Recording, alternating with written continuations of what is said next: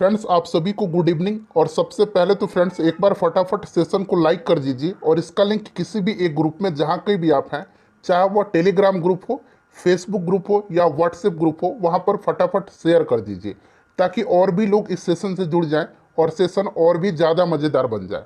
देखिए, जैसे आप जानते हैं कि हम लोग बिहार पुलिस कांस्टेबल की जो भर्ती वर्ष 2023 में 21,391 पदों पर आई हुई है, उसके लिए फुल लेंथ प्रैक्टिस सेट आज के सेशन का पहला प्रश्न पढ़ेंगे। देखिए, पहला प्रश्न है कि उपनिषदों की संख्या कितनी है। जल्दी से जल्दी आप सभी लोग अपना अपना आंसर जो है लाइव चैट में कमेंट करेंगे।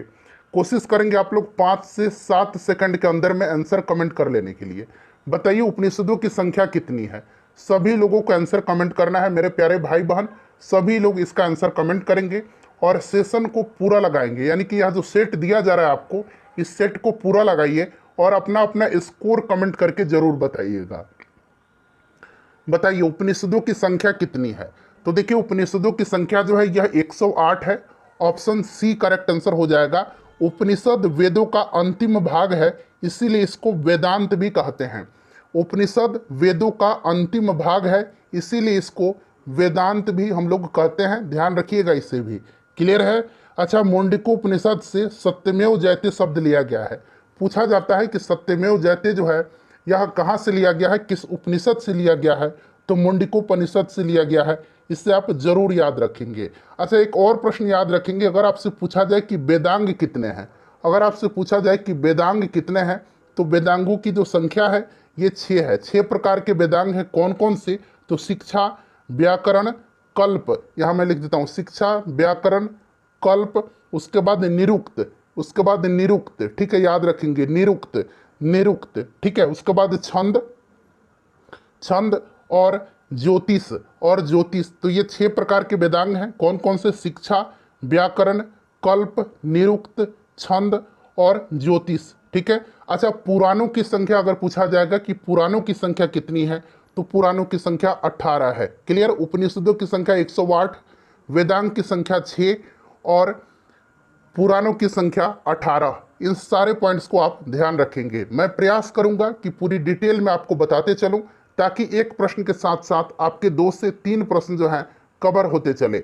चलिए दूसरा प्रश्न लगाइएगा। दूसरा प्रश्न है कि गौरवपूर्ण क्रांति या रक्तहीन क्रांति किस देश में प्रारंभ हुई थी। गौरवपूर्ण क्रांति, अंग्रेजी में इसको ग्लोरियस रिवॉल्यूशन कहा जाता है। गौरवशाली क्रांति भी आपको कहीं देखने को मिलेगा, ठीक है।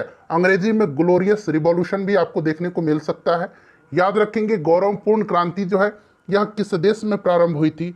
तो देखिए, यह 1688 में, 1688 में जो है ये ब्रिटेन में हुई थी।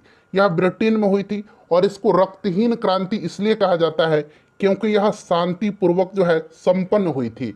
अच्छा, एक जापान में रक्तहीन क्रांति हुई थी।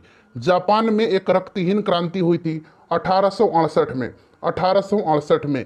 इससे भी आप याद रखेंगे। और देखिए, जापान को एशिया का, संपूर्ण एशिया का प्रथम विकसित राष्ट्र बनने का गौरव प्राप्त है। इससे भी आप जरूर ध्यान रखेंगे। चलिए तीसरा प्रश्न है। सेट नंबर, अगर आपने पहला नहीं लगाया है सेट नंबर 1 को, तो लगा लीजिएगा। एडुटेरिया का पूरा 10 सेट जो था मैंने आपको कंप्लीट कर दिया है। बड़ा ही प्यारा सेट है, बड़ा ही इंपॉर्टेंट सेट है एडुटेरिया वाला, उससे भी आप देख लीजिएगा। चलिए तीसरा प्रश्न है कि अंग्रेजों ने अपनी पहली व्यापारिक कोठी कहाँ स्थापित की थी। अंग्रेजों ने अपनी पहली व्यापारिक कोठी कहाँ पर स्थापित की थी। चलिए सभी लोग आंसर कमेंट करेंगे। और फ्रेंड्स, अगर सेशन पसंद आ रहा है तो प्लीज़ एक बार सेशन को लाइक कर दीजिए। फटाफट फटाफट लाइक कर दीजिए, बिल्कुल फ्री है लाइक। और इससे क्या होता है कि मुझे मोटिवेशन मिलता है, आपके लिए वीडियो बनाने के लिए मुझे प्रेरणा मिलती है। तो प्लीज़ सेशन को लाइक ज़रूर करें। अंग्रेज़ों ने अपनी पहली व्यापारिक कोठी जो है यह कहाँ पर स्थापित किया था। तो ये सूरत में किया था। सूरत में 1613 ईस्वी में, 1613 ईस्वी में, ठीक है। अच्छा, ईस्ट इंडिया कंपनी की स्थापना कब हुई थी। तो सन 1600 ईस्वी में हुई थी ईस्ट इंडिया कंपनी की स्थापना। और उस समय ब्रिटेन की महारानी कौन थी, ये भी प्रश्न बन सकता है। तो उस समय एलिजाबेथ प्रथम थी, एलिजाबेथ प्रथम थी, ठीक है। चलिए चौथा प्रश्न है कि जैन धर्म के प्रथम तीर्थंकर कौन थे। जैन धर्म के प्रथम तीर्थंकर कौन थे। जैन धर्म के प्रथम तीर्थंकर और इसके संस्थापक जो थे ये ऋषभदेव थे। कौन थे भाई। तो ऋषभदेव थे। ऑप्शन डी राइट आंसर हो जाएगा। ऋषभदेव का प्रतीक चिन्ह क्या था। तो इनका प्रतीक चिन्ह जो था ये सांड था। क्या था, सांड था। अच्छा ध्यान रखेंगे यहाँ पर पार्श्वनाथ जो दिया गया है, पार्श्वनाथ, पार्श्वनाथ जो थे ये जैन धर्म के 23वें तीर्थंकर थे, 23वें तीर्थंकर थे। इनका प्रतीक चिन्ह क्या था, तो इनका प्रतीक चिन्ह जो था ये सर्प था। क्या था, सर्प था। ठीक है। अच्छा अजीतनाथ, अजीतनाथ जो थे यह जैन धर्म के दूसरे तीर्थंकर थे, द्वितीय तीर्थंकर थे। इनका प्रतीक चिन्ह क्या था, तो हाथी था। और जैन धर्म के आखिरी और 24वें तीर्थंकर वर्धमान महावीर थे। इनका प्रतीक चिन्ह क्या था, तो इनका प्रतीक चिन्ह सिंह था। ध्यान रखेंगे सारे पॉइंट्स को। चलिए नेक्स्ट क्वेश्चन हमारा कि चंपा किस महाजनपद की राजधानी थी। अच्छा टोटल कितने महाजनपद थे, तो 16 महाजनपद थे। इन 16 महाजनपदों के बारे में जानकारी हमें प्राप्त कैसे होती है, तो बौद्ध धर्म के जो ग्रंथ है अंगुत्तर निकाय और जो जैन ग्रंथ भगवती सूत्र है वहां से इसके बारे में हमें जानकारी प्राप्त होती है। इन 16 महाजनपदों में से सबसे शक्तिशाली महाजनपद कौन था, तो मगध था। मगध की प्रारंभिक राजधानी कहाँ पर थी, ये बार बार प्रश्न बनता है बिहार के एग्जाम में। तो मगध की प्रारंभिक राजधानी गिरिब्रज या राजगिर ही थी। ठीक है, गिरिब्रज या राजगिर ही थी, याद रखिएगा। चंपा जो है किस महाजनपद की राजधानी थी, तो चंपा जो थी यह अंग महाजनपद की राजधानी थी, अंग महाजनपद की राजधानी थी। ठीक है। अच्छा यहाँ पर देखिए वत्स महाजनपद की राजधानी कहाँ पर थी, तो कौशाम्बी थी, कौशाम्बी थी। यहाँ पर बहुत कम स्पेस है इसीलिए मैं सारी बातें को लिख नहीं पाता हूँ, तो मैं बोल देता हूँ स्पष्ट रूप से, इसे आप ध्यान रखिएगा। वत्स महाजनपद की राजधानी कौशाम्बी थी। अच्छा अवंती की राजधानी कहाँ थी, अवंती की राजधानी कहाँ थी, तो उज्जैन थी, उज्जैन। और कौशल की राजधानी कहाँ थी, तो श्रावस्ती थी, श्रावस्ती थी, जहाँ पर बुद्ध ने अपना सर्वाधिक उपदेश दिया था, श्रावस्ती में। याद है ना आपको। चलिए पाइका विद्रोह जो है ये कब हुआ था, पाइका विद्रोह कब हुआ था, सभी लोग आंसर कमेंट करेंगे।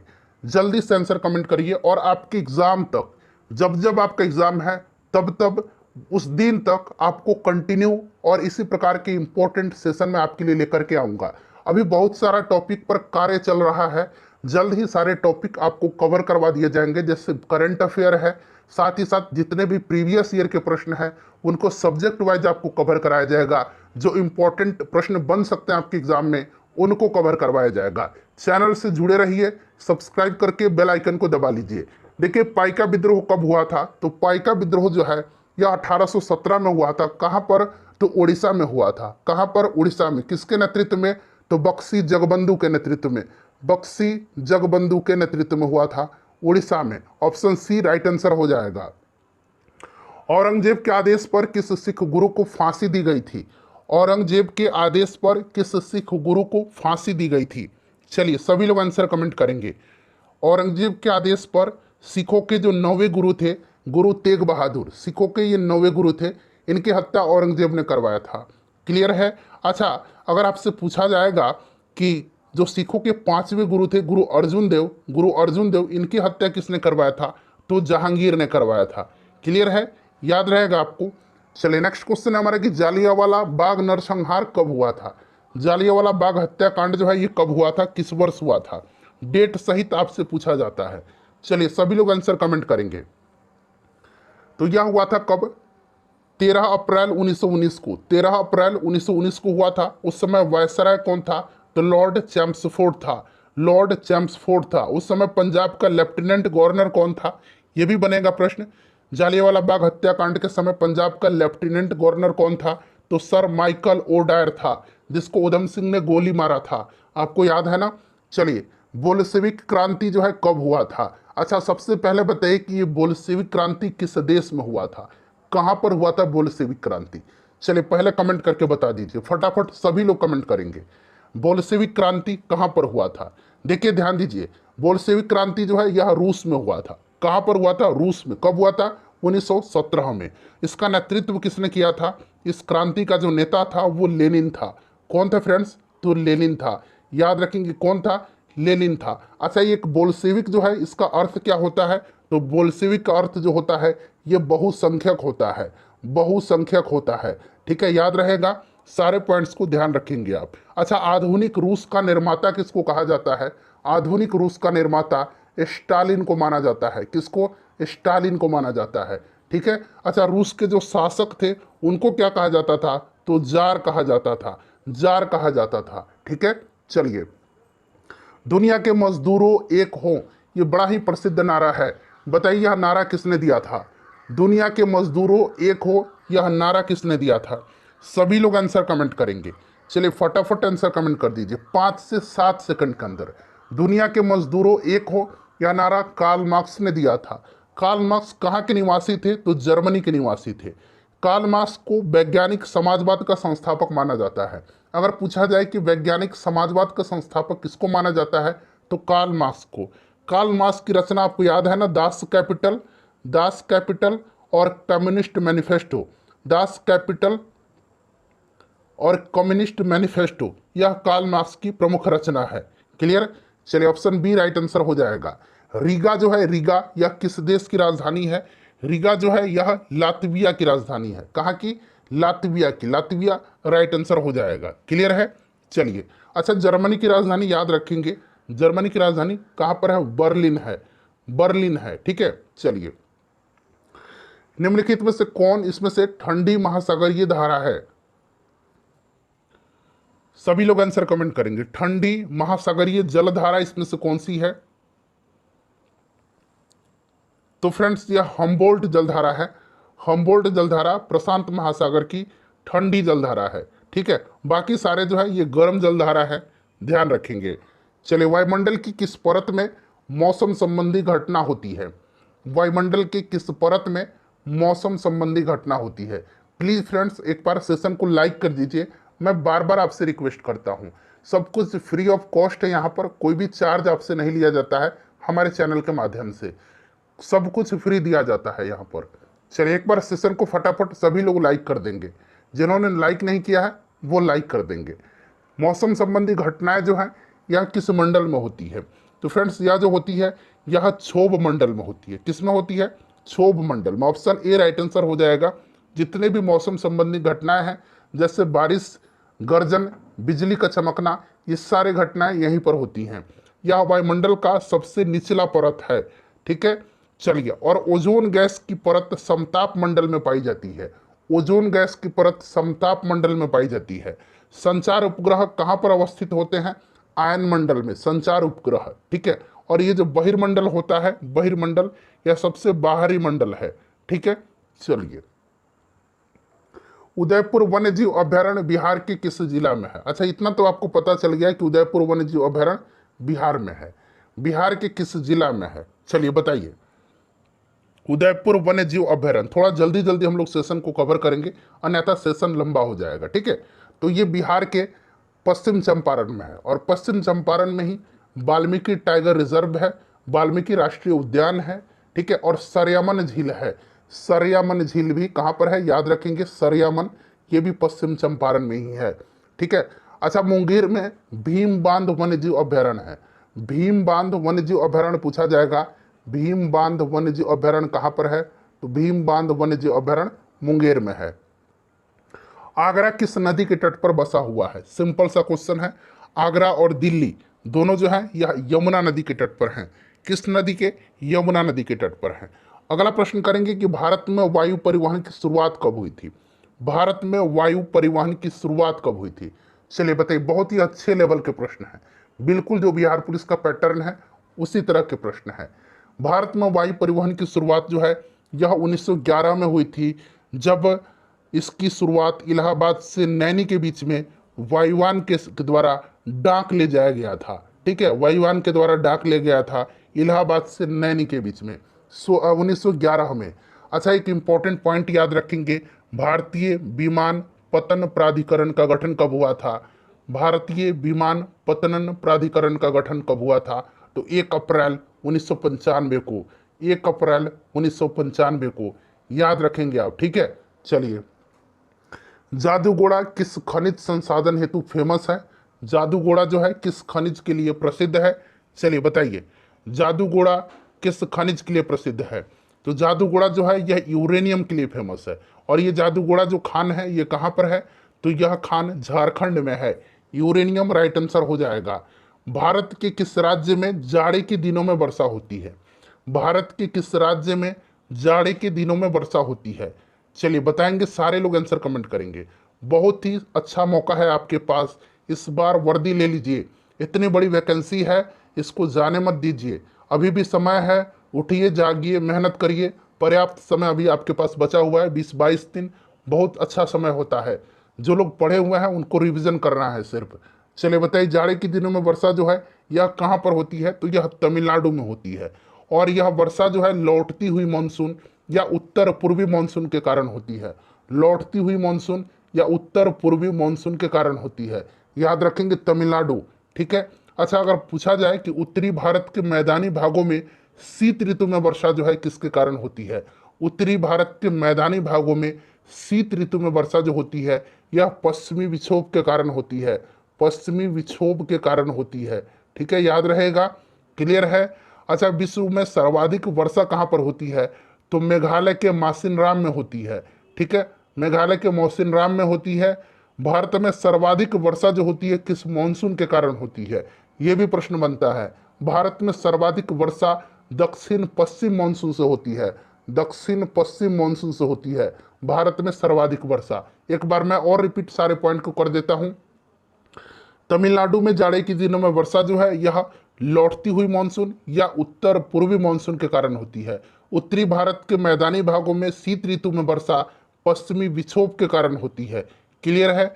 और भारत में सर्वाधिक वर्षा जो है यह दक्षिण पश्चिम मानसून के कारण होती है।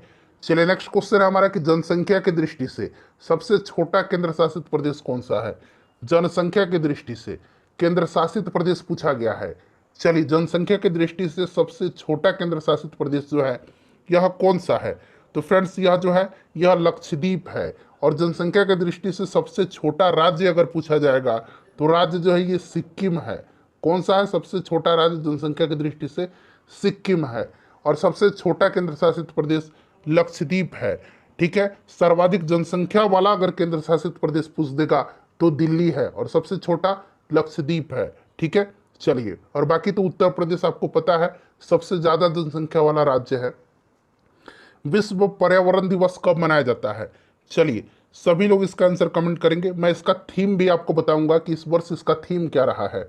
विश्व पर्यावरण दिवस प्रत्येक वर्ष जो है कब मनाया जाता है, प्रत्येक वर्ष यह 5 जून के दिन मनाया जाता है। और इस वर्ष इसका थीम क्या था, तो सॉल्यूशन टू प्लास्टिक पॉल्यूशन, या मैं लिखने का प्रयास करता हूं, सॉल्यूशंस टू प्लास्टिक पॉल्यूशन। ठीक है, याद रखिएगा, सॉल्यूशंस टू प्लास्टिक पॉल्यूशन इस वर्ष का थीम रहा है। अच्छा, 23 मार्च के दिन क्या मनाया जाता है, तो विश्व मौसम विज्ञान दिवस मनाया जाता है। 22 अप्रैल के दिन क्या मनाया जाता है, तो विश्व पृथ्वी दिवस मनाया जाता है। 28 जुलाई के दिन क्या मनाया जाता है, तो वर्ल्ड नेचर कंजर्वेशन डे, यानी कि विश्व प्रकृति संरक्षण दिवस मनाया जाता है 28 जुलाई के दिन। सारे पॉइंट्स को ध्यान रखेंगे। निम्न में से कौन स्वतंत्र भारत का पहला मंत्रिमंडल में शिक्षा मंत्री थे, बताइए। स्वतंत्र भारत का जो पहला गठित मंत्रिमंडल था, जो पहला कैबिनेट था, उसमें शिक्षा मंत्री कौन थे, उसमें शिक्षा मंत्री जो थे यह मौलाना अबुल कलाम आज़ाद जी थे। ऑप्शन डी राइट आंसर हो जाएगा। जगजीवन राम जो थे ये श्रम मंत्री थे, जगजीवन राम श्रम मंत्री थे। ठीक है, याद रहेगा आपको। जॉन मथाई जो है रेल और परिवहन मंत्री थे। ठीक है, डॉक्टर राजेंद्र प्रसाद जो थे यह क्या थे, तो राजेंद्र प्रसाद यह खाद्य एवं कृषि मंत्री थे। और गृह मंत्री कौन थे, तो सरदार वल्लभ भाई पटेल थे। चलिए नेक्स्ट क्वेश्चन करेंगे कि संविधान सभा की प्रारूप समिति के अध्यक्ष कौन थे। प्रारूप समिति का अध्यक्ष पूछा गया है, बताइए। एक संचालन समिति है, एक संघीय संविधान समिति है, सब मैं बता देता हूं आपको। देखिए, प्रारूप समिति के अध्यक्ष बाबा साहेब आम्बेडकर थे, प्रारूप समिति का डॉक्टर भीमराव अम्बेडकर थे, संचालन समिति का डॉक्टर राजेंद्र प्रसाद थे, संघीय संविधान समिति पंडित जवाहरलाल नेहरू थे। ठीक है, याद रखेंगे। प्रारूप समिति में सदस्यों की संख्या कितनी थी, प्रारूप समिति में सदस्यों की संख्या 7 थी। ठीक है, प्रारूप समिति जो है सदस्यों की संख्या 7 थी। किस अनुच्छेद में ग्राम पंचायतों के संगठन का उल्लेख किया गया है, बताइए। किस अनुच्छेद में ग्राम पंचायतों के संगठन का उल्लेख किया गया है, सभी लोग आंसर कमेंट करेंगे। मेरे प्यारे भाई बहन, सारे लोगों को आंसर कमेंट करना है। देखिए, यह जो है ग्राम पंचायत का संगठन का उल्लेख अनुच्छेद 40 में है, अनुच्छेद 40 में है। अच्छा, अनुच्छेद 44 में क्या है भाई, तो अनुच्छेद 44 में नागरिकों के लिए समान सिविल संहिता है, सामान्य नागरिक संहिता का उल्लेख है। अनुच्छेद 48 में क्या है, तो इसमें कृषि एवं पशुपालन का संगठन का उल्लेख किया गया है। अनुच्छेद 50 में क्या है, तो कार्यपालिका एवं न्यायपालिका का पृथक्करण का उल्लेख इसमें किया गया है। क्लियर है। चलिए, राज्यसभा में सदस्यों की अधिकतम संख्या कितनी हो सकती है, कल वाले सेशन में ही मैंने एक्सप्लेनेशन के दौरान बताया था, इसीलिए मैं बोलता हूं जो भी मैं एक्सप्लेन करूं उसको ध्यान से आप जरूर सुनिएगा। चलिए, सभी लोग आंसर कमेंट करेंगे कि राज्यसभा में सदस्यों की अधिकतम संख्या कितनी हो सकती है। तो अधिकतम संख्या जो है ये 250 है। वर्तमान में कितना है, तो 245 है। ठीक है। चलिए, राज्यसभा की संरचना का उल्लेख किस अनुच्छेद में है, तो 80 में है। राज्यसभा एक अस्थायी सदन है, इसको भंग नहीं किया जा सकता है। इसके सदस्यों का कार्यकाल कितना होता है, तो 6 वर्ष का होता है। राज्यसभा का सदस्य बनने के लिए न्यूनतम आयु सीमा कितना है, तो 30 वर्ष है। सारे पॉइंट्स को ध्यान रखिएगा। धन विधेयक पारित करने के लिए राज्यसभा को कितना समय दिया जाता है। कोई भी विधेयक धन विधेयक है या नहीं, इसका निर्णय कौन करता है भाई। कोई भी विधेयक धन विधेयक है या नहीं, इसका निर्णय लोकसभा का स्पीकर करता है। किस अनुच्छेद में धन विधेयक का उल्लेख किया गया है, तो अनुच्छेद 110 में किया गया है। ठीक है, याद रखिएगा। और इसके लिए राज्यसभा को 14 दिन का समय दिया जाता है। ठीक है। राज्यसभा धन विधेयक को न तो अस्वीकार कर सकती है और न ही उसमें कोई संशोधन कर सकती है, इसे भी आप ध्यान रखेंगे। चलिए, नेक्स्ट क्वेश्चन है कि सर्वप्रथम पंचायती राज व्यवस्था कहाँ प्रारंभ की गई थी। देखिए, अगर इस सेट में आप 70 नंबर ला लेते हैं, 70 नंबर, तो समझिए कि आपकी तैयारी अच्छी खासी है। बताएंगे कि पंचायती राज सर्वप्रथम कहाँ प्रारंभ की गई थी, किस राज्य से शुरू की गई थी। तो यह 2 अक्टूबर 1959 को, 2 अक्टूबर यानी कि गांधी जयंती के दिन 1959 को भारत के प्रथम तत्कालीन उस समय प्रधानमंत्री थे पंडित जवाहरलाल नेहरू, इन्हीं के द्वारा जो है राजस्थान के नागौर से स्टार्ट किया गया था। राजस्थान राइट आंसर हो जाएगा। उसके बाद आंध्र प्रदेश में हुआ था। ठीक है। चलिए, अच्छा, ये जो 73वां संविधान संशोधन अधिनियम है, इसके द्वारा इसको संवैधानिक दर्जा प्राप्त हुआ था। और इसको किस अनुसूची में रखा गया है, तो 11वीं अनुसूची में। पंचायती राज के कितने विषय हैं, तो 29 विषय हैं। इन सभी पॉइंट्स को आप ध्यान रखेंगे। चलिए, नेक्स्ट क्वेश्चन है कि भारत का राष्ट्रीय विरासत पशु। देखिए, राष्ट्रीय विरासत दिया गया है, ये विरासत शब्द जोड़ा गया है। बताइए, भारत का राष्ट्रीय विरासत पशु कौन सा है, तो यह कौन सा है, तो हाथी है। राष्ट्रीय विरासत पशु हाथी है। राष्ट्रीय अगर पशु पूछेगा तब बाघ होगा, विरासत पशु पूछ देगा तो हाथी है। ठीक है। चलिए, निम्न में से किस राजनीतिक दल का चुनाव चिन्ह हंसिया और बाली है। हंसिया और बाली किस राजनीतिक दल का चुनाव चिन्ह है। अच्छा, वर्तमान में भारत में कितने राष्ट्रीय राजनीतिक दल हैं, नेशनल पार्टी कितनी है वर्तमान में। वर्तमान में नेशनल पार्टी जो है ये 6 है, याद रखिएगा। ठीक है। चलिए, हंसिया और बाली जो है यह किसका चुनाव चिन्ह है, तो यह कम्युनिस्ट दल का, भारतीय कम्युनिस्ट दल का। चलिए, नेक्स्ट क्वेश्चन करेंगे कि भारतीय मौसम वेधशाला कहाँ पर है। भारतीय मौसम वेधशाला जो है ये कहाँ पर है, भारतीय मौसम वेधशाला कहाँ पर है, तो यह पुणे में है। पुणे राइट आंसर हो जाएगा। ठीक है, पुणे में है। केंद्रीय वन अनुसंधान संस्थान देहरादून में है। केंद्रीय वन अनुसंधान संस्थान देहरादून में है। राष्ट्रीय समुद्र विज्ञान संस्थान पणजी में है। राष्ट्रीय समुद्र विज्ञान संस्थान पणजी में है। भारतीय भूचुंबकीय संस्थान, भारतीय भूचुंबकीय संस्थान ये कहाँ पर है, तो ये मुंबई में है। इससे आप ध्यान रखेंगे, हो सकता है आपको नया मिला है। भारतीय भूचुंबकीय संस्थान मुंबई में है। चलिए, महात्मा गांधी के समाधि स्थल को क्या कहते हैं। सारे ऑप्शन को मैं डिस्कस कर रहा हूँ। ठीक है, जहाँ पर आवश्यकता है वहाँ मैं आपको बता दूंगा, आप निश्चिंत रहिए, आप बिल्कुल सही जगह पर आए हुए हैं। महात्मा गांधी के समाधि स्थल को क्या कहते हैं, तो महात्मा गांधी जी का जो समाधि स्थल, इसको राजघाट कहा जाता है, आपको याद है ना। अच्छा, विजय घाट ये लाल बहादुर शास्त्री जी का समाधि स्थल है।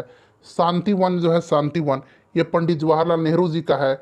और शक्ति स्थल जो है यह इंदिरा गांधी जी का है। किसान घाट एक पूछा जाता है, किसान घाट यह किसका है, किसान घाट तो चौधरी चरण सिंह जी का समाधि स्थल है। चलिए, प्रथम पंचवर्षीय योजना किस मॉडल पर आधारित है। प्रथम पंचवर्षीय योजना किस मॉडल पर आधारित है, जल्दी से आंसर कमेंट करेंगे। प्रथम पंचवर्षीय योजना किस मॉडल पर आधारित है, सभी को आंसर कमेंट करना है। बताइए, प्रथम पंचवर्षीय योजना जो है यह हेरोड डोमर मॉडल पर आधारित है। हेरोड डोमर मॉडल पर आधारित है। अच्छा, दूसरा पंचवर्षीय योजना पूछा जाएगा तो पीसी महालनोबिस मॉडल पर आधारित है। ठीक है, चलिए नेक्स्ट क्वेश्चन करेंगे कि किसी देश की आर्थिक वृद्धि की सर्वाधिक उपयुक्त माप क्या है। किसी भी देश की आर्थिक वृद्धि की सर्वाधिक उपयुक्त माप क्या है। चलिए जल्दी से आंसर कमेंट करेंगे, जल्दी से इसका आंसर कमेंट करेंगे। तो फ्रेंड्स यह जीडीपी है। जीडीपी सकल घरेलू उत्पाद, ऑप्शन बी राइट आंसर हो जाएगा। जीडीपी करेक्ट आंसर हो जाएगा। ठीक है, चलिए भारत की वित्तीय स्थिरता और विकास परिषद के अध्यक्ष कौन है वर्तमान में, कौन होते हैं ये पूछा गया है। चलिए बताइएगा। तो देखिए भारत की वित्तीय स्थिरता और विकास परिषद एफएसडीसी के अध्यक्ष जो है ये कौन होते हैं, तो ये वित्त मंत्री होते हैं। कौन होते हैं भाई, तो वित्त मंत्री होते हैं, यानी वर्तमान में निर्मला सीतारमन जी हैं। ठीक है, यह एक गैर संवैधानिक निकाय है, याद रखेंगे आप। ठीक है, चलिए नेक्स्ट क्वेश्चन हमारा कि जब कर संग्रह आवश्यक व्यय से अधिक हो जाता है तो उसे क्या कहा जाता है। जब कर संग्रह आवश्यक व्यय से अधिक हो जाता है तो उसको क्या कहा जाता है, उसको क्या कहा जाता है। चलिए बताइए, राइट आंसर इसका क्या हो जाएगा। उसको कहा जाता है अधिशेष बजट। क्या कहा जाता है उसको, उसको कहा जाता है अधिशेष बजट। ठीक है, चलिए अधिशेष बजट राइट आंसर इसका हो जाएगा। 1991 में एलपीजी रणनीति में एल का क्या अर्थ है। एल का 1991 में एलपीजी, एलपीजी यानी कि बताइए, मैं बता दूंगा, पहले आप कमेंट करिए। एलपीजी यानी कि लिबरलाइजेशन, प्राइवेटाइजेशन और ग्लोबलाइजेशन। ठीक है, तो यहाँ एल पूछा गया है तो एल का क्या हो जाएगा, सही आंसर हो जाएगा लिबरलाइजेशन। ठीक है, ऑप्शन डी राइट आंसर हो जाएगा। अगर पी पूछता, पी का अर्थ प्राइवेटाइजेशन हो जाता और जी पूछता तो ग्लोबलाइजेशन हो जाता। क्लियर है, याद रहेगा आपको।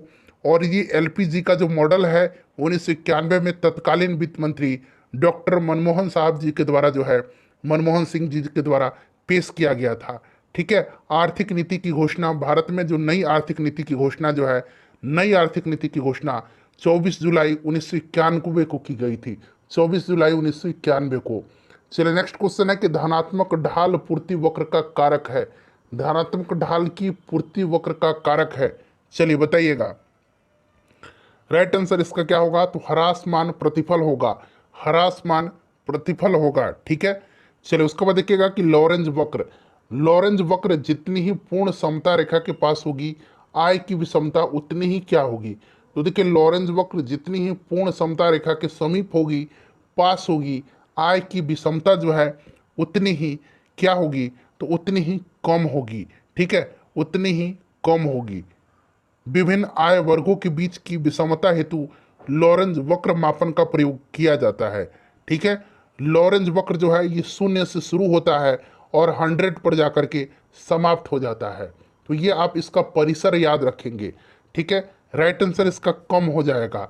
चलिए नेक्स्ट क्वेश्चन हमारा कि केंद्रीय नारियल अनुसंधान संस्थान कहाँ पर है। केंद्रीय नारियल अनुसंधान संस्थान जो है ये कहाँ पर है, तो ये कासरगोड में है। कहाँ पर है, कासरगोड में है। भाभा परमाणु अनुसंधान केंद्र कहाँ पर है, तो ये ट्राम्बे में है।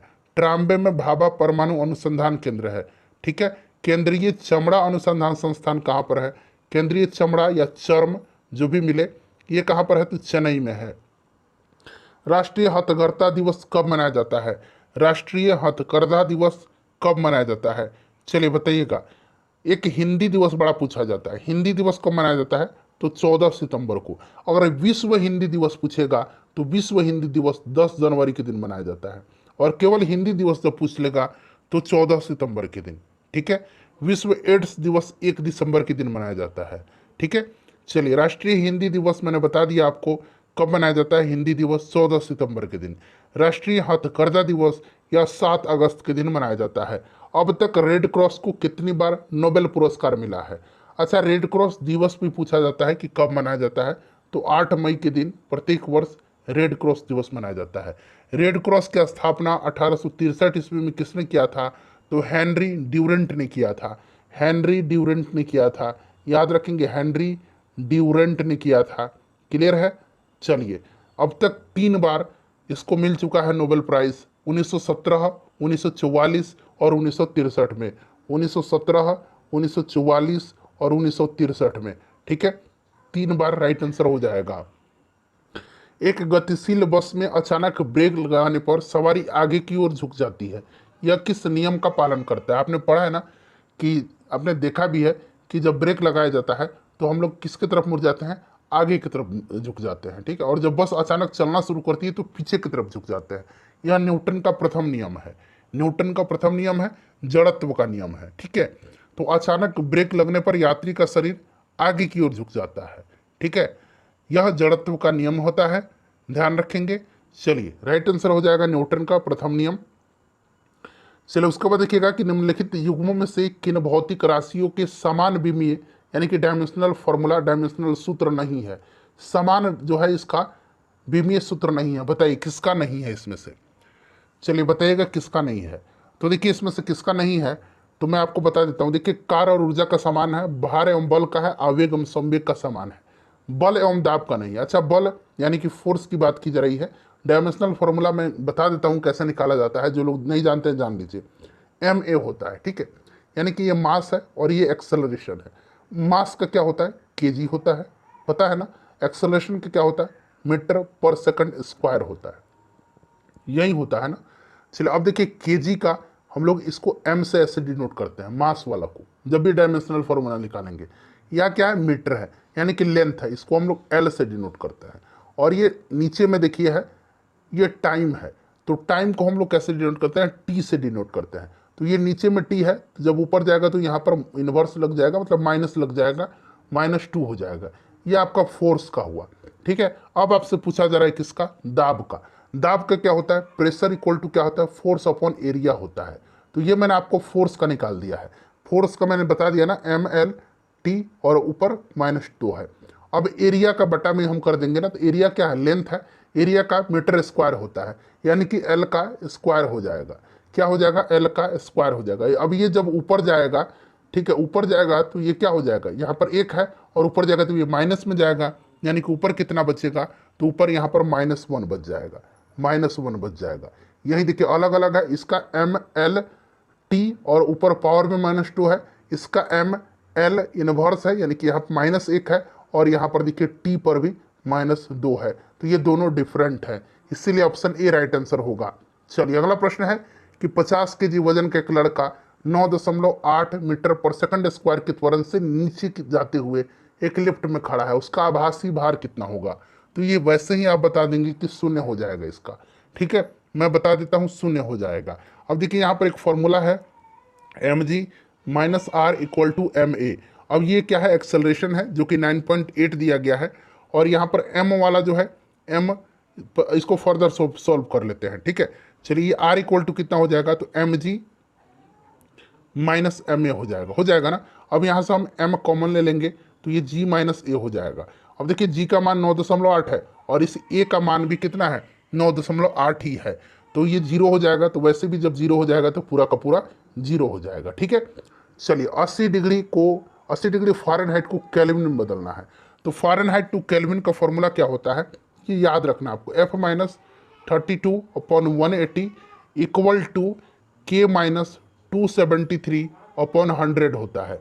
अब कह रहा है कि फ़ारेनहाइट को, तो फ़ारेनहाइट 80 दिया गया है, यहाँ पर 80 पुट करिए, 80 - 32/180 = K - 273/100।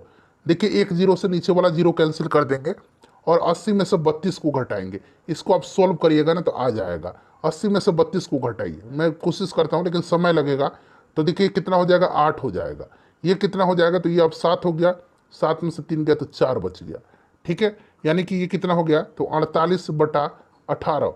ठीक है, फिर K - 273/10। इसको भाई सॉल्व करिएगा ना तो इसका राइट हो जाएगा, आंसर आ जाएगा 299.66 केल्विन। ठीक है, चलिए निम्न में से किसे विभाजित नहीं किया जा सकता है? किसे विभाजित नहीं किया जा सकता है, बताइए। विभाजित किसको नहीं किया जा सकता है? तो यह फोटोन है। फोटोन एक द्रव्यमान रहित मूल कण है, द्रव्यमान रहित मूल कण है। ठीक है, यह विभाजित नहीं किया जा सकता, फोटोन याद रखेंगे, फोटोन। ठीक है, चलिए नेक्स्ट क्वेश्चन कर लेंगे कि जानू फलक का दूसरा नाम क्या है? जानू फलक का दूसरा नाम क्या है? तो ये जाह्नविक पटेला है, ठीक है, जाह्नविक पटेला हो जाएगा, ठीक है, याद रखिएगा। चलिए नेक्स्ट क्वेश्चन है हमारा कि पौधे के किस भाग से हल्दी प्राप्त होता है? पौधे के किस भाग से हल्दी प्राप्त होता है? बताइए राइट आंसर क्या होगा? पौधे के किस भाग से हल्दी प्राप्त होता है? हल्दी जो है ये तने से प्राप्त होता है। कहाँ से?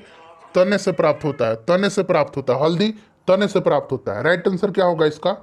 हल्दी तने से प्राप्त होता है, ठीक है, ऑप्शन बी इसका करेक्ट आंसर हो जाएगा। नेक्स्ट क्वेश्चन कर लेंगे। अगला प्रश्न है हमारा, अगला प्रश्न है कि पैलियोंटोलॉजी, यहाँ अंग्रेजी में भी लिखा गया है, पैलियोंटोलॉजी का अध्ययन किसका है? बताइए राइट आंसर क्या हो जाएगा? पैलियोंटोलॉजी किसका अध्ययन है? पैलियोंटोलॉजी जो है यह किसका अध्ययन है? यह अध्ययन जीवाश्मों का है। किसका है? जीवाश्मों का। पक्षियों का अध्ययन क्या कहलाता है? ऑर्निथोलॉजी कहलाता है। ये ऑर्निथोलॉजी कहलाता है, ऑर्निथोलॉजी कहलाता है। क्या कहलाता है? ऑर्निथोलॉजी पक्षियों का अध्ययन कहलाता है, ठीक है, पक्षियों का अध्ययन ऑर्निथोलॉजी कहलाता है। और हड्डियों का अध्ययन क्या कहलाता है? हड्डियों का अध्ययन क्या कहलाता है? हड्डियों का अध्ययन क्या कहलाता है? ऑस्टियोलॉजी कहलाता है। हड्डियों का अध्ययन क्या कहलाता है? तो ऑस्टियोलॉजी कहलाता है, ठीक है, याद रखिएगा इसको। चलिए आगे बढ़ेंगे। नेक्स्ट क्वेश्चन है हमारा कि ग्रीन विट्रियोल, ठीक है, ग्रीन विट्रियोल जिसको कि हरा कशिश कहा जाता है हिंदी में, हरा कशिश किसको कहा जाता है? ग्रीन विट्रियोल किसको कहा जाता है? हरा कशिश किसको कहा जाता है? बताइए। हरा कशिश कहा जाता है किसको? फेरस सल्फेट को, फेरस सल्फेट को, फेरस सल्फेट को कहा जाता है, ठीक है, याद रखिएगा, बड़ा ही महत्वपूर्ण है। चलिए लकड़ी का आयु जो है ज्ञात करने में सहायक क्या होता है? लकड़ी की आयु ज्ञात करने में सहायक होता है कौन सा? तो कार्बन 14, कार्बन 14 का इस्तेमाल किया जाता है, ठीक है, याद रखेंगे कार्बन 14 का, कार्बन 14, ठीक है। चलिए उसके बाद देखिएगा कि निम्न में से किस रंग की सर्वाधिक तरंग दर होती है? तरंग दर सर्वाधिक किसका होता है? सर्वाधिक तरंग दर लाल रंग का होता है। सबसे कम पूछेगा तो बैगनी रंग का, ठीक है, जिसका तरंग दर अधिक होता है उसका प्रकीर्णन सबसे कम होता है, यानी कि लाल का प्रकीर्णन सबसे कम होगा और बैगनी का सबसे अधिक होगा। चलिए एक दिया गया है कि 100 वाट का एक बल्ब है, प्रतिदिन 5 घंटे जलाया जाए तो 30 दिन में 50 पैसे प्रति यूनिट की दर से कितना खर्च लगेगा?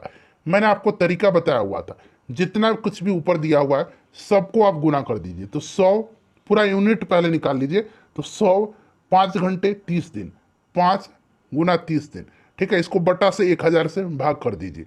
2 जीरो से यहाँ 2 जीरो कैंसिल हो गया, 1 जीरो से यहाँ पर 1 जीरो कैंसिल हो गया, टोटल 15 यूनिट हो गया। कितना हो गया टोटल? टोटल 15 यूनिट हो गया और 50 पैसे प्रति यूनिट की दर से, तो 15 यूनिट है यानी कि 7.5 रुपया हो गया ना। कितना आसान है, 7.5 रुपया, option B C right answer हो जाएगा। देखिए अगला प्रश्न है कि ऑक्सीजन का परमाणु भार 16 है, ठीक है, ऑक्सीजन का विद्युत रासायनिक तुल्यांक होगा। विद्युत रासायनिक तुल्यांक का फॉर्मूला होता है परमाणु भार, ठीक है, यहां मैं लिख देता हूं परमाणु भार, परमाणु भार बटा संयोजकता, संयोजकता गुना 96,500, ठीक है, याद रखेंगे ये फॉर्मूला है तुल्यांकी रासायनिक, विद्युत रासायनिक तुल्यांक निकालने का। परमाणु भार बटा संयोजकता, ये संयोजकता है 96,500। अब देखिए यहाँ पर परमाणु भार कितना दिया गया है, तो इसका परमाणु भार 16 है, ठीक है। संयोजकता ऑक्सीजन का कितना होता है, तो संयोजकता आपको पता ना, एटॉमिक नंबर 8 है इसका, तो इसका जो है विन्यास 2-6 होता है, यानी कि 2 इलेक्ट्रॉन लेकर के स्टेबल हो जाएगा, इसलिए इसकी संयोजकता 2 है। और ये कितना है?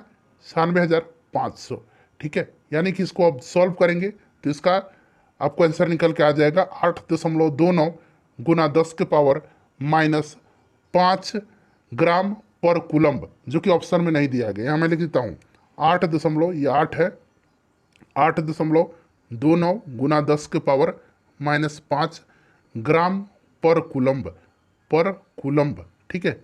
चलिए नेक्स्ट क्वेश्चन है कि एयर कैविटीज, एयर कैविटीज यानी कि वायु गृहिकों की उपस्थिति किसका अनुकूलन है?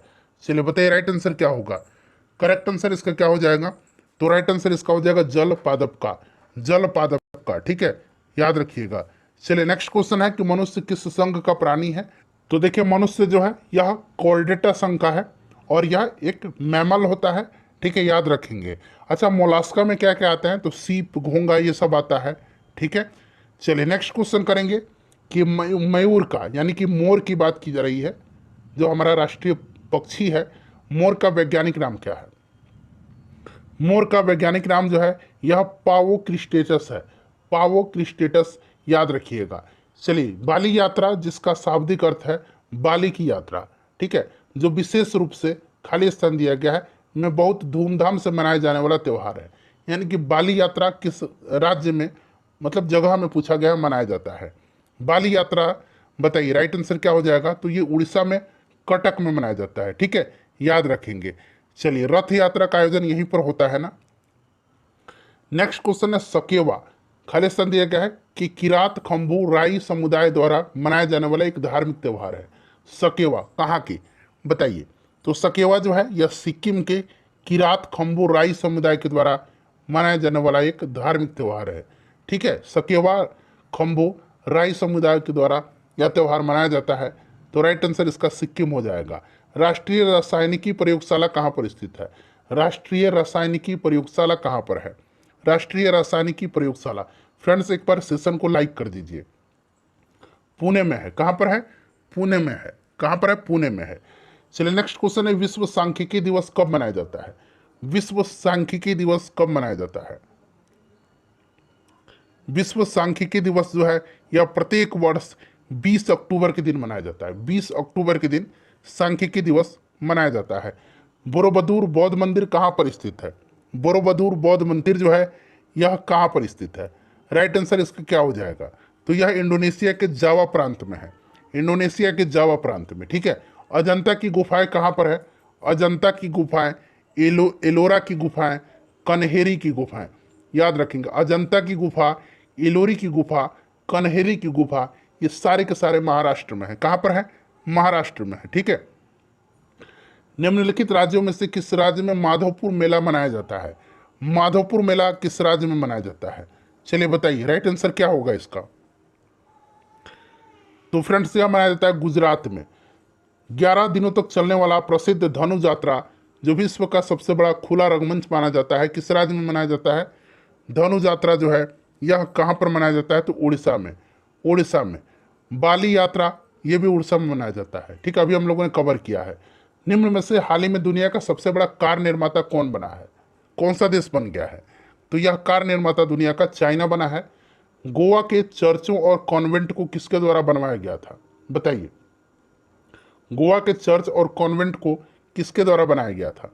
तो फ्रेंड्स यह जो बनाया गया था पुर्तगीज के द्वारा बनाया गया था, पुर्तगालियों के द्वारा बनाया गया था, ठीक है, पुर्तगालियों के द्वारा बनाया गया था। चलिए ऑप्शन सी राइट आंसर हो जाएगा। ऑस्कर अवार्ड 2023 में किसे सर्वश्रेष्ठ अभिनेता का पुरस्कार मिला है? सर्वश्रेष्ठ अभिनेता का पुरस्कार ब्रेंडन फ्रेजर को मिला है। ब्रेंडन फ्रेजर को मिला है। Option number A right answer हो जाएगा। भारतीय वायुसेना में लड़ाकू इकाई की पहली महिला कमांडर कौन बनी है? पहली महिला कमांडर कौन बनी है? लड़ाकू इकाई की पहली महिला कमांडर कौन बनी है? राइट आंसर इसका क्या होगा? तो फ्रेंड्स यह शिवांगी सिंह बनी है। हाल ही में देखिए प्रित्जकर आर्किटेक्चर पुरस्कार दिया गया है। कहीं कहीं आपको इस तरह से मिल जाएगा, सिर्फ प्रित्जकर पुरस्कार या आर्किटेक्चर के क्षेत्र में दिया जाता है, ठीक है। और 2023 में यह दिया किसको क्या है? तो यह डेविड चिपरफील्ड को दिया गया है। डेविड चिपरफील्ड को दिया गया है, याद रखेंगे। BBC Indian sports women of the year 2022 का पुरस्कार किसने जीता है? तो फ्रेंड्स यह जीता है मीराबाई चानू ने। किसने? मीराबाई चानू ने। देख रहे हैं ना कितना इंपॉर्टेंट क्वेश्चन है। अरण्य शब्द का पर्यायवाची शब्द क्या होगा? अरण्य का पर्यायवाची शब्द वन, जंगल, ये सब होता है। कानन भी होता है, कानन भी याद रखेंगे, जंगल, कानन, ठीक है। तो यहाँ पर देखिए आपका हो जाएगा, राइट आंसर क्या हो जाएगा इसका? अरण्य का कांतार भी होता है, ठीक है। तो इस तरह से भी याद रखेंगे, कांतार, वन, जंगल, कानन, ये सब होता है, ठीक है। चलिए नेक्स्ट क्वेश्चन है कि अग्रज का विलोम क्या होगा? अग्रज का विलोम क्या होगा? अग्रज का विलोम अनुज होता है। अनुज राइट आंसर हो जाएगा। अतीत का समानार्थी शब्द कौन सा है? अतीत का समानार्थी शब्द बताइए। अतीत का समानार्थी शब्द विगत हो जाएगा। अतीत का विगत हो जाएगा, ठीक है। चलिए बीत गया है जो। नेक्स्ट क्वेश्चन है जिसकी आशा न की गई हो उसके लिए उपयुक्त शब्द क्या है? जिसकी आशा न की गई हो, बताइए। जिसकी आशा न की गई हो उसके लिए अप्रत्याशित हो जाएगा। अप्रत्याशित राइट आंसर हो जाएगा। अकल पर पत्थर पड़ना मुहावरे का अर्थ क्या है? अकल पर पत्थर पड़ना मुहावरे का अर्थ बुद्धि भ्रष्ट हो जाना है, बुद्धि भ्रष्ट होना, ठीक है। पुष्पांजलि का संधि विकसित करना है, पुष्पांजलि का क्या होगा, तो ये पुष्प प्लस अंजलि हो जाएगा, पुष्प प्लस अंजलि हो जाएगा, ठीक है। चलिए, अपने अपने किताबें बस्ते में डाल लो, कोई त्रुटि नहीं है। यहाँ पर अगर कोई त्रुटि नहीं तो कोई त्रुटि नहीं है पर लगाएंगे।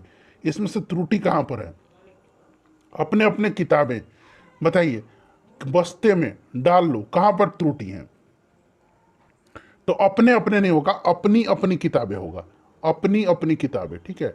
यहाँ पर होगा अपनी अपनी किताबें बस्ते में डाल लो, ठीक है, तो ये वाला त्रुटि है।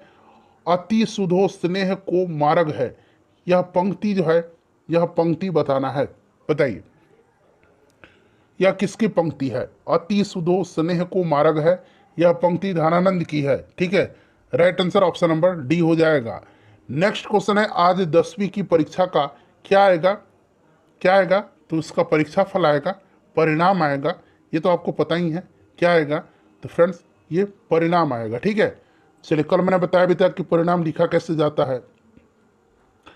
इसमें से कौन सा पुल्लिंग है, बताइए। विद्वान का विदुषी होता है, छात्र का छात्रा होता है, शिष्य का शिष्या होता है, ये सारे स्त्रीलिंग है, पड़ोसी हो जाएगा पुल्लिंग, ठीक है। चलिए,